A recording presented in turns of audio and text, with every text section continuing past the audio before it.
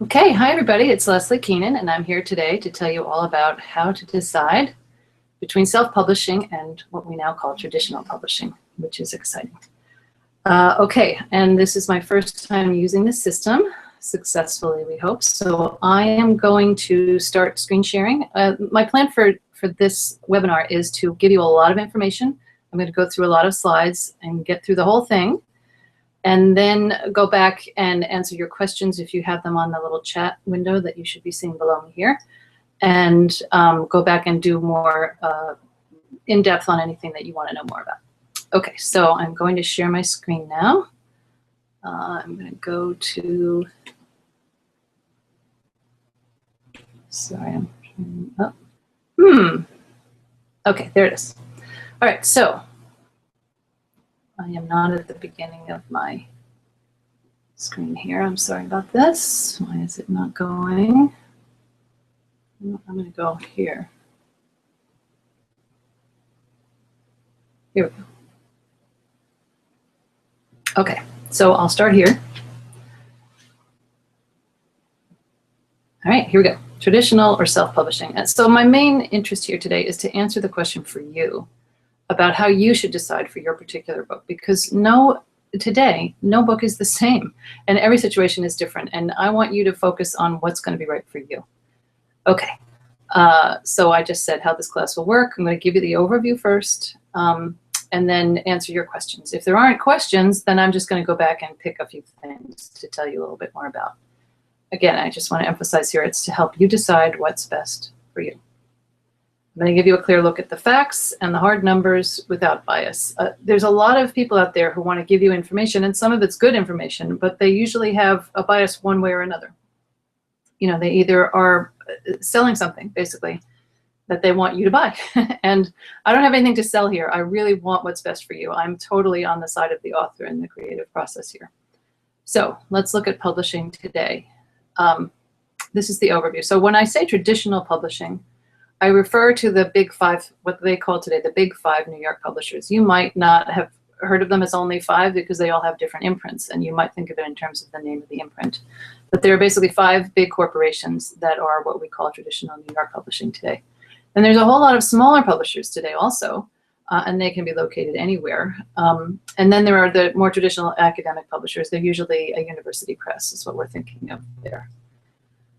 Okay, so to go the traditional route, which is, again, one of these, here's some benefits of them. Well, the first thing is, of course, the prestige. Somebody else has said, hey, you're good, and I like what you're doing, and I think I can make money from it, so I'm going to publish you. Then you can get reviews. Usually the main publishers especially have a system in place already where they send their books to reviewers and they get reviews. You're pretty much guaranteed distribution in bookstores pretty much across the country. You will often get editing. You don't always get editing today. A lot of publishers are sort of expecting you to have done that already and hand them a pretty finished project, but not everybody. Some people actually do that. You will get copy editing. Copy editing is distinct from editing. That's the grammar and the fact-checking, which the traditional publishers do still do. And you don't have any upfront costs. But again, an important caveat besides what you might already have spent on writing and editing yourself. In other words, hiring an editor yourself before you even submit. Okay, here's the liabilities. It's a big page. The first and the biggest liability a lot of people are surprised by is the slow schedule. And again, this is from the signing point. 2 years is typical. So from when you sign your contract.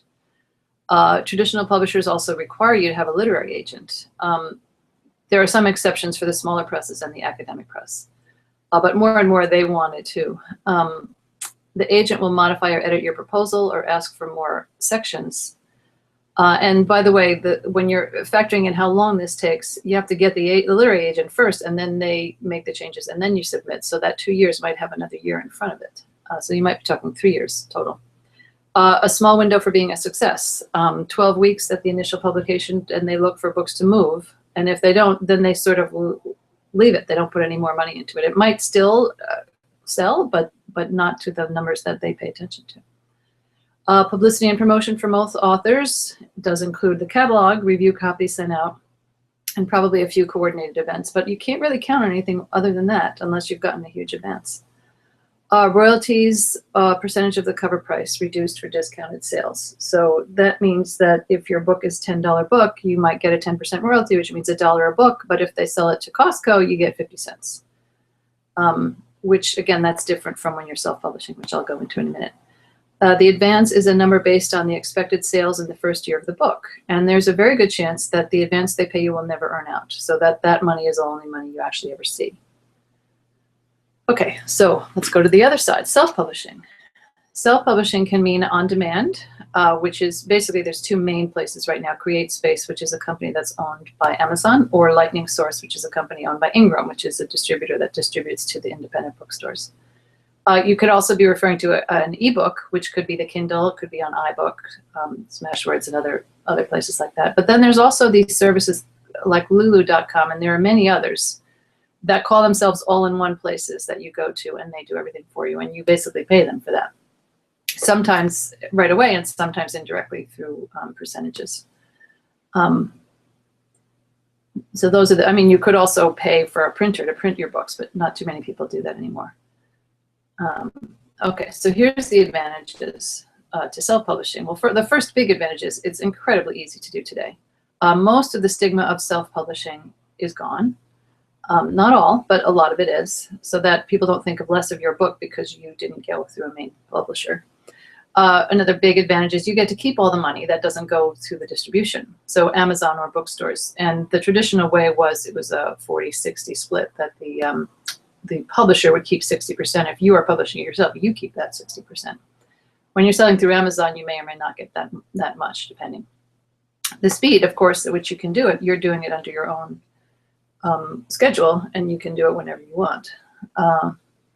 This is a key one that you might not have thought about. When you're looking at a book on Amazon, all of them look the same. In other words, somebody looking for a how-to book on whatever doesn't care if one is by Simon & Schuster and one is by Joe Schmo. They look the same as long as you've gotten a good quality cover. They look the same. So that's a very important advantage. And this is another one you might not have thought of, access to information. Because you're the one at the controls, you can see immediately what's selling, where it's selling, and then allows you to target marketing to what is actually working. A lot of the people I've worked with are really disappointed to discover that they don't get that kind of information when they go through a regular publisher. Even the editors that bought your books might not get that information. It's a hierarchical structure in the publishing houses, and they don't always tell you everything, or at least not in a timely way. Again, it's your timetable, so you can keep promoting and selling the book forever, which hopefully you'll want to do. Okay, so there's a lot of liabilities also to self-publishing. The big one is the upfront costs. You do have to pay, especially if you want it to look professional and you're going through CreateSpace or Lightning Source. You're going to want to pay to have the book typeset and to pay to have a good cover. You are not guaranteed any reviews at all. There are places now that will allow you to charge. You pay a fee to them and they give you an unbiased review. Sometimes that works, sometimes it doesn't. I've heard different things. No or very limited access to bookstores. A lot of bookstores just can't handle how many self-published books there are today, and there's no way for them to filter through them and decide what's worth their time or not. So a lot of them just don't do it at all. And then, of course, you have to do the marketing. That's one of the liabilities of a place like Lulu.com. You think you're getting the book published, but really what you're doing is getting the book printed and posted places. You're not necessarily getting it into the right hands. So marketing is something that is required. All right, then there's a third option that is pretty recent, actually. It's called co-publishing. So what does that mean? So it's a hybrid between self-publishing and traditional publishing. Basically, if you want your book, you don't want to go through a traditional publisher, but you don't want to be a publisher yourself, you can pay somebody the same cost that you would have invested on your own, and then you share the profit with them 50-50. And your first question would probably be, well, why would I give 50% of it away if I'm putting up all the money? Well, you're getting expertise. You're working as a team. It's not just you. You have the benefit of professional expertise. If they're a good co-publisher, you can get reviews and you can get distribution into bookstores. So there's a lot of pluses to that, and that's a decision you have to think about for yourself. Again, here's the big disadvantage. I just said this. You put up the money, but you only get 50% of the profit. Okay, so let's talk about you again. How are you going to decide what is right for you? The first thing I always say is if you are looking for approval from publishers, that is not a good reason to choose traditional publishing. And I'm going to say that again. If you are looking for approval or acceptance from publishers that you are okay or that your book is good, that is not a good reason to choose traditional publishing. Because this is actually a business. What I want you to do is approve of yourself and then make this a business decision. Because that's how they're thinking of it. You might think of it differently, but you know, Simon & Schuster or whoever else is thinking of it in terms of the business. So to think of it as a business, think in terms of what are your goals? What are you trying to do with your book? And then, of course, right after that is who is your audience and where can you easily find them? So this, to me, this is the most useful way to think about your book and which way you want to go forward. If you understand who your audience is and you know where they are, that's going to give you the information you need to make this decision. Because if traditional publishers find them better, then you're going to want to go with them. So a lot of literary fiction, for instance, I would usually recommend that you go with traditional route because they have sort of cornered the market on getting good reviews for literary fiction. But if you know who your audience is and you can find them directly on the internet, well, you might actually do better self-publishing than a traditional publisher can do. So let's talk about some examples. So a fiction reader, let's say a young adult a reader, you know, a millennial looking for a young adult book, well, they're probably already on Kindle and looking around for things. So you might do better publishing electronically and just going straight to Kindle. If you have a specific niche, you know, I'm giving the example here, a small business specializing in internet sales, you might know where they are and you might be able to do better finding them on the internet. Okay, now I'm going to give you some real life examples. So the first one is one of my former students, Alana Taylor Tobin, who took one of my writing classes, and I suggested to her at the time, this is many years ago, that she start blogging, and she did. And her blog is called The Bon Genre Gourmet. By the way, that's no job spelled backwards. That's how she came up with that.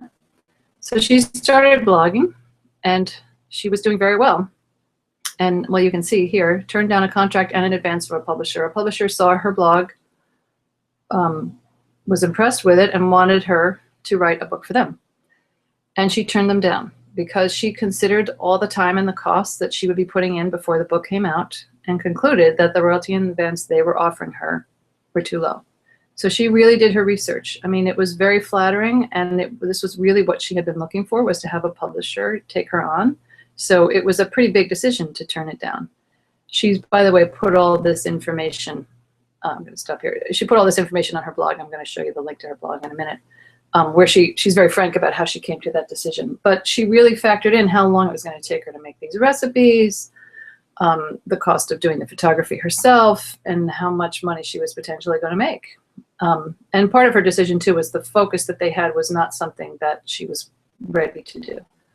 So here's her happy ending. After she turned that down, another publisher came along and offered her better terms, a more cooperative feel, and they asked her to write about what she was really passionate about. So that book is actually coming out now. And here it is, Alternative Baker, Reinventing Desserts with Gluten-Free Grains and Flours. And it's a very pretty cover there. I couldn't get it bigger than that, sorry, but that's what it looks like. And the publisher is Page Street Books. You can pre-order it on Amazon if you want to. I think it's coming out pretty soon. This is the page on her website that says, here's the recipe and why I said yes to a book deal. So this tells you why she said yes to one, and it also tells you why she said no to the other one. So what can you draw from this? The lesson is do the numbers. I know people don't like to do the numbers, but do the numbers. You really have to get down to the nitty-gritty and think about what you really want and be willing to wait for the right fit. So again, I ask you to think about what is your, in your wildest dreams, what are you hoping for with your book? Why are you writing your book? Who are you reaching with it? What are you wanting to do with it? And go from there. That's the questions you need to start. So here's another real life story. I'm not going to show you any pictures of this one because I didn't have permission to. When another client self-published a book on Kindle, and then she had so much success with it, she went back and made it an on-demand book as well. It was nonfiction. It was a pretty specific niche market that she knew very well.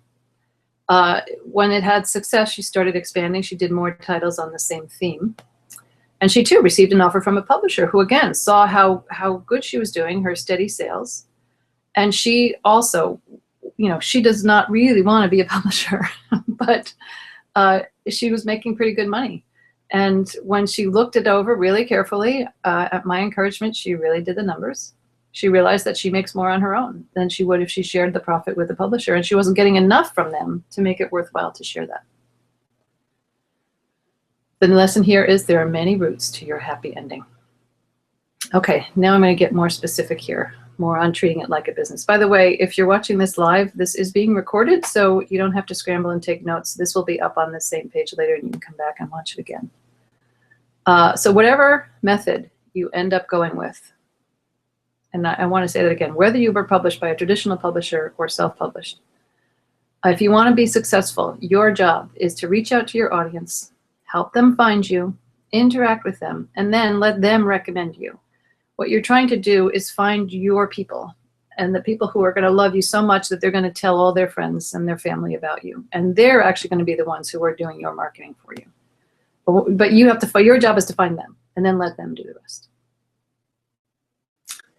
Here's my big secret. That's called marketing. A lot of writers don't like to think of marketing, and even that word freaks them out. So here's my, okay, so this is my little big sell. It's become so apparent to me that writers are struggling with this that I decided to teach a class that is pretty much based on the classes I teach already for helping people with the writing of the book. That's to support you in beginning your marketing outreach now, which I think you should be doing whether your book is done or not, whether you're published or not. And as I say here, I promise it will be fun, not hard. Like my writing classes, it will be supportive, creative, and help you be consistent and show up. I don't want to spend too much time on this, but I want to give you the details. I'm calling it learning to, that's my point. It's that you're going to love the people who love you, and then you let them do the work. It's going to be 6 Wednesdays, teleclass, 10 to 11 a.m. Pacific time. Includes a half-hour private coaching with me, and it's only $249 if you sign up now. If you go back to my website after this, there's a link on there that you can sign up if you're interested in doing that. Okay, so let me go back now, and you're going to make this decision. Actually, you know what? One of my pages is missing from this. I am sorry. I have a chart that figures out for you how to figure out the numbers in a pretty quick back of the envelope sort of a way, because it can get very complicated. And one of the problems with it is, let me go back to treating it like a business. Sorry, let me get a better page for you to be looking at. Doing the numbers.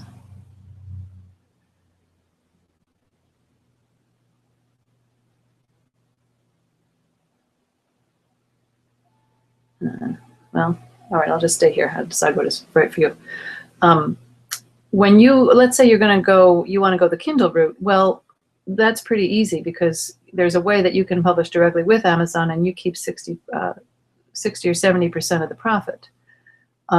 And that might be the way that makes the most sense to you. When you go with a co-publisher, you're splitting, you're not getting a royalty, you're splitting the profit 50-50, which means that you'll be getting more money than you would be getting with the traditional publisher. The concept you need to understand with the traditional publisher is that when you're on a royalty basis rather than sharing the profit basis, your royalties are attached to the cover price, and they pretty much stay the same even if you sell a whole heaping lot of copies. You might be making more money, but not as much more money as the publisher is making. And in the past, that made sense because they were taking on the risk. But the decision you have to think about is that if you're doing all this marketing anyway, does it make sense to be giving the profit to them? But again, you also have to factor in the upfront cost that you are putting in and getting that return on that. So that's the tricky part. Okay, I said that I was going to pause. Well, gee, that only took me 20 minutes. I thought it was going to take me half an hour. I was going to pause now and see if there were any questions. I don't see any. So I'm going to go back and give you some more information. Sorry, this page isn't turning when I'm asking it to. There we go. I'm going to go back to some earlier things and talk a little bit more, because I know I went through that pretty quickly. Okay, so I'm going to go back and talk again about these three different things. So let me take them step by step and give you a little bit more information. So I said the traditional publishing. Well, let me say it this way: the ones that I would go with, off the top of my head,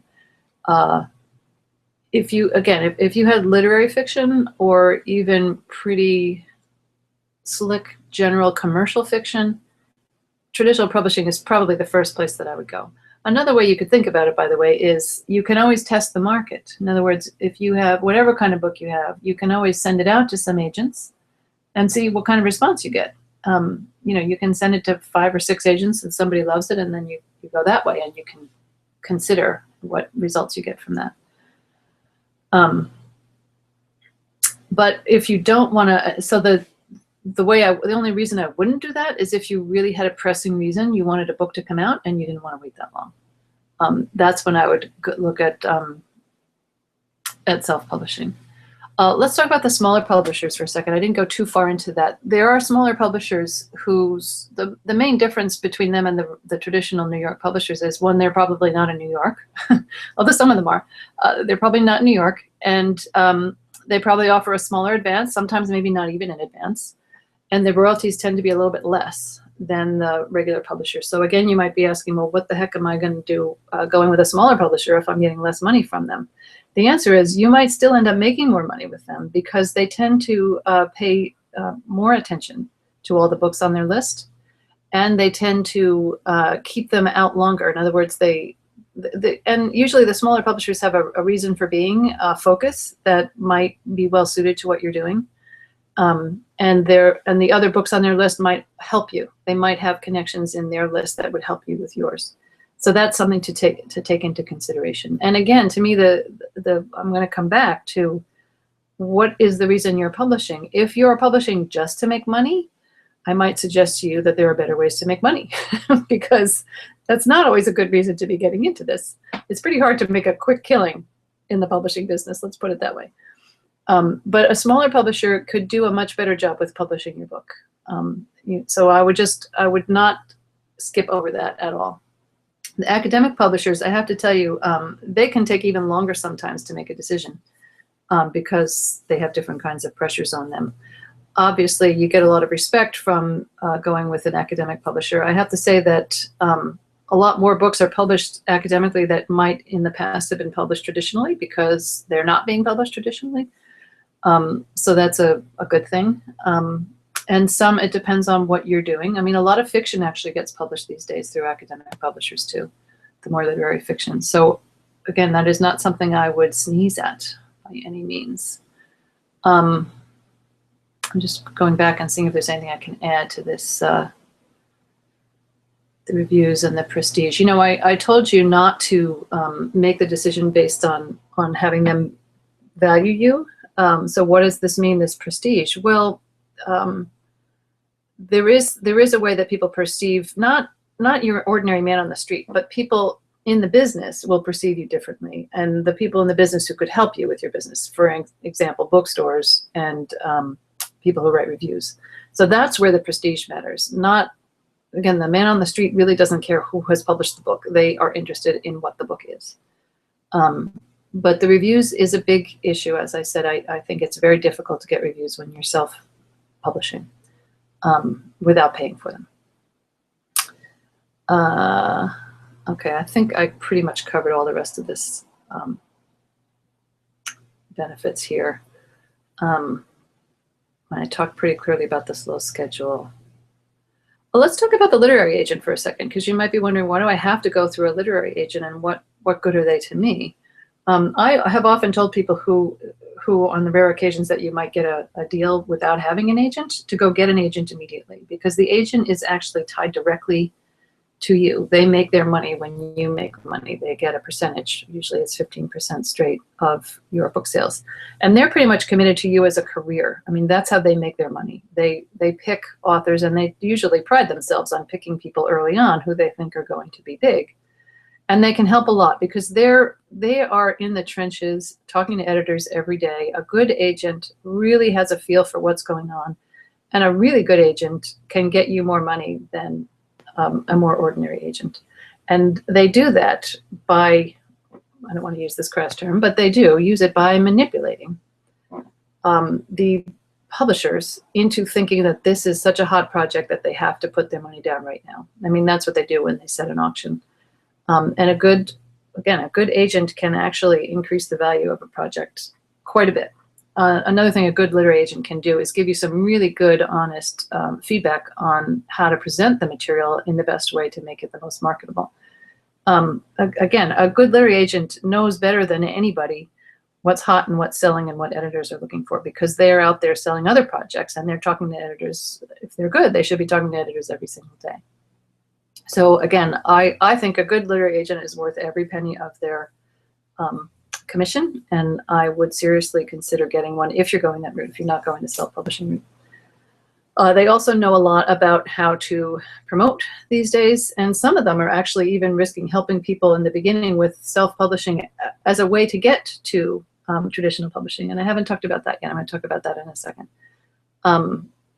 The other thing that an agent can do, by the way, is they have connections, both with people that they agent themselves and just other people. If your book is the kind of book that needs endorsements, for instance, they are a really good source of getting those kinds of endorsements. So they're really good publishing professionals that I think can help you a lot.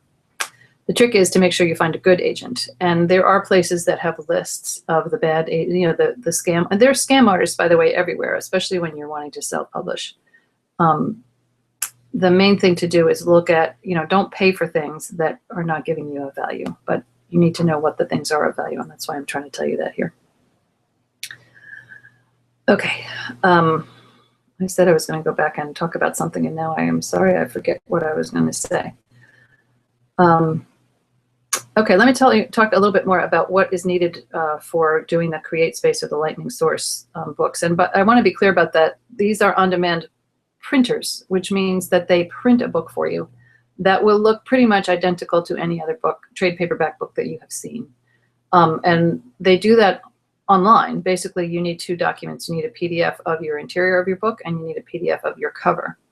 And you upload them, and they will put the book on Amazon for you, and then they fulfill those orders for you, so you never have to fulfill them. And they put the money into your bank account 2 months later. They're owned by Amazon. So they have this connection with Amazon. And Amazon, by the way, bought them. They existed before Amazon bought them, because Amazon saw it was a great idea. And it's expanded incredibly. They originally started thinking that they were going to be a way for publishers to keep a book in print. And it turned out to be much more about self-publishing than anything else. Lightning Source is the same thing, but done through Ingram. So the reason to choose between Lightning Source and CreateSpace has to do with, again, who your audience is. Lightning Source is the preferred one for independent bookstores. CreateSpace would be the preferred one if you're mainly going to be selling through Amazon, because CreateSpace will give you a better discount on Amazon. This is another hidden advantage that I hadn't talked too much about before, which is something that I don't think traditional publishers think about enough, which is the payment. If you go the traditional route and you get an advance, well, you probably get half of that advance when you sign the contract and half when you submit the final manuscript. And then, as I said, you might not see any more money for another year or 2 years or even 3, depending on the rate of sales. They usually pay their royalties twice a year. It's very different when you're self-publishing. Amazon or CreateSpace, and I assume Lightning Source too, I haven't worked directly with them, they put the money into your account every 2 months. And so you get continual income. And you, as I had said before, you get access to the information about it too. So that's really handy. So if you're going the CreateSpace or the Lightning Source route, you can also convert that pretty much for free onto a Kindle, so that it's also available as a Kindle. Or you can also go to, there are other places where you can go and get an ebook that will go to all the other providers. You can use Smashwords. You can use something called Draft2Digital. They will both take your those documents and convert them to the right format to be sold as an ebook. That's not to be distinguished from the ebook directly. Again, I said you could go to the ebook first if you wanted to, and then go backwards and do on demand, or you can do it the other way around. The ebook first makes sense if it's that particular kind of fiction. And by the way, one of the reasons that works is that the people who really read a lot of books, if it's reasonably priced enough, they're willing to take a risk on an unknown and read it. If it's going to be 99 cents, and I would recommend that you put, if you're writing your first novel that's fitting in one of those genres, I would price it pretty cheaply, because then you get readers who are not taking a huge risk and finding out if they like you. one of the reasons that literary fiction is so dependent on reviews is because somebody has to sit and read the whole thing through. And if it ends up not being worth your time, you might be really pissed about that. So the professionals in publishing, they get paid to read it, and they can tell you if it's good or not. So what's happened with the self-publishing universe is that the writers and the readers have found a way to connect the readers who are willing to take that risk and take pride in discovering something new. That's sort of how you're ending up doing it, by having a low barrier to reading it the first time through. And that's something, by the way, I just found out through watching Digital Book World recently. Traditional publishers actually aren't as good as creatively making use of the special offers and advantages that are on Kindle to find initial readers for first-time authors. Okay, I think I did a pretty good job of telling you all of this. But I just said this, the access to information and you having the timetable, when you are self-publishing it, you do have a lot more control over, again, seeing if there's something quirky going on in the marketplace. You'll see it quickly because you're able to see your sales figures every day if you want to. And see, if you're doing nonfiction, I went and spoke, or I gave a talk to this radio station, and my sales went up really high. So that you see that immediately, and then you can go and take advantage of it. I talked about all of these, marketing being required, co-publishing. I know a few people who've gone this route, and they've been pretty happy with it. So I think it's a fairly new phenomenon, and there's probably a mix. There's some people who are doing it really well, and there's some people who might be doing it less well. So I would just do my research before I picked which one of these I would do. I talked about that. Disadvantage, I talked about that. So let's go back again to you sitting there thinking about, which route you should go. The main things for you to get clear on, I'm going to repeat this again, are to think about, first off, the big global question is, why are you writing this book? What is it you're hoping for? And who are you trying to reach, and what are you trying to say? Then from there, think about, okay, who is my audience, and what do I know about them? Where do they live? What do they do? And those are all marketing questions, but don't think of it like a marketing thing. Think of it like your readers, your fans. Who are they? What are they doing? And then think about, so I'm going now to the third step. Those readers, are they more easily found through traditional means, reviews, traditional way, bookstores, or are they more easily found online? If you can find them online very easily, that's a big argument in my head for going the more self-publishing or co-publishing route, because that's the huge advantage. I mean, in a way, if you want to think of it really globally, what is the traditional publisher giving you? What they really have is they have a lot of connection with the big corporate media. They have a lot of connection with reviews. They have a lot of connection with all the bookstores. They're great at distributing books. The problem with their great connections is that you don't always get them. I mean, they have a limited budget, a limited number of publicity people that are available for each book, and they're publishing a lot of books. So that's the other question, is that the traditional route might be your preferred method, but if you go with the traditional publisher, will you get that kind of attention?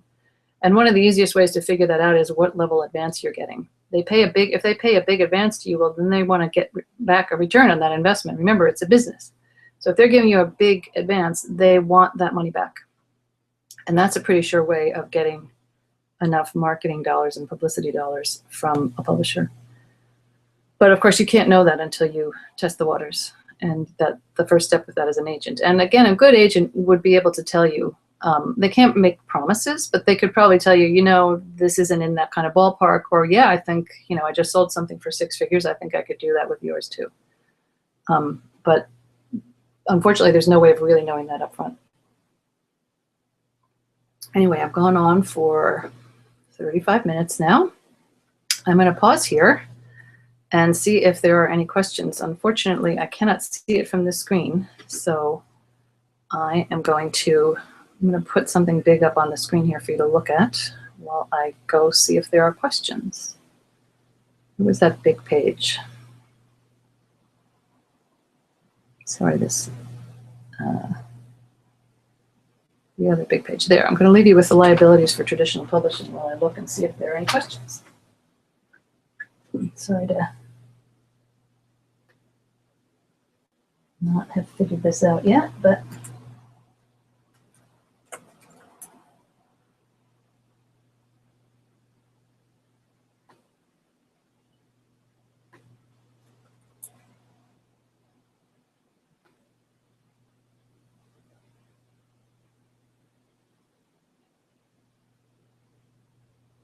well, I'm sorry, this is taking longer than I thought. So if you do have a question for me, you could also just email it to me at leslie@lesliekeenan.com if you are live watching this, and I can check that faster. Oh, wait, here it goes.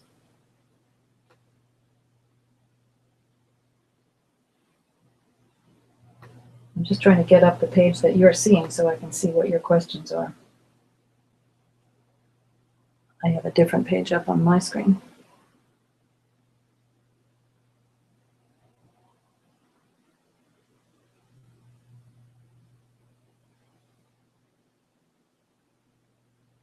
Okay, well,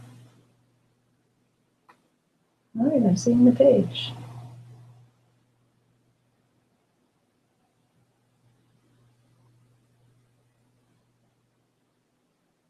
Okay, I'm not seeing any questions.